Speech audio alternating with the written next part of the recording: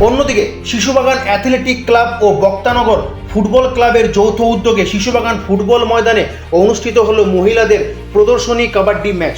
ভারতবর্ষ সবসময় খেলাপ্রেমী দেশ। ক্রিকেট থেকে ফুটবল ও হকি, ভারতীয় খেলাপ্রেমী সমর্থকেরা খেলা দেখার জন্য মাঠে উপস্থিত থাকেন। তবে প্রায় লুপ্ত হয়ে যাওয়া কাবাডি খেলাকে মানুষের মনে এখনও বাঁচিয়ে রাখার যৌথ প্রচেষ্টা চালালেন শিশুবাগান অ্যাথলেটিক ক্লাব ও বক্তানগর ফুটবল ক্লাব। 13ই আগস্ট অর্থাৎ মঙ্গলবার শিশুবাগান ফুটবল ময়দানে শিশুবাগান অ্যাথলেটিক ক্লাব ও বক্তানগর ফুটবল ক্লাবের যৌথ উদ্যোগে অনুষ্ঠিত হলো মহিলা কাবাডি ম্যাচ। উক্ত ম্যাচে শিশুবাগান অ্যাথলেটিক ক্লাব মহিলা কাবাডি দল মুখোমুখি সংঘর্ষ করেছিলেন বক্তানগর কাবাডি দলের সাথে। এই প্রদর্শনী কাবাডি খেলা দেখার জন্য কাবাডি প্রেমী ভক্তরা মাঠে উপস্থিত ছিলেন। এ যেন এক মহৎ উদ্যোগ। ভারতীয় এক জনপ্রিয় খেলাকে আবারও দর্শকদের দোরগোড়ায় আনার মহৎ প্রচেষ্টা চালালেন এই দুই সংস্থা। রানীগঞ্জ থেকে কৃত্তিবাসের রিপোর্ট, খবর বাংলা। প্রায় অন্তিম লগ্নে পৌঁছে গেল মধুপুর এমএলএ কাপ 2024।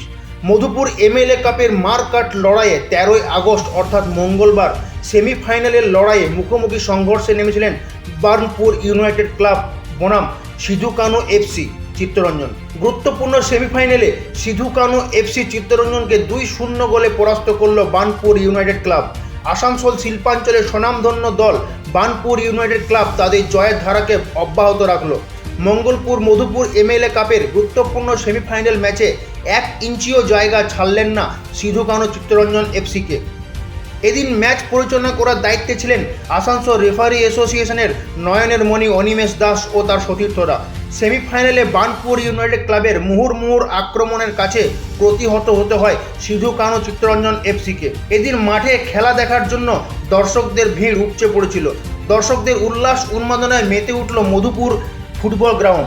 দ্বিতীয় সেমিফাইনালে বার্নপুর ইউনাইটেড ক্লাব জয়লাভ করে ফাইনালে প্রবেশ করল। তবে 15ই আগস্ট ফাইনালে তাদের প্রতিপক্ষ প্রতিযোগিতার হট ফেভারিট দল মধুপুর এফসি ঝাড়খণ্ড।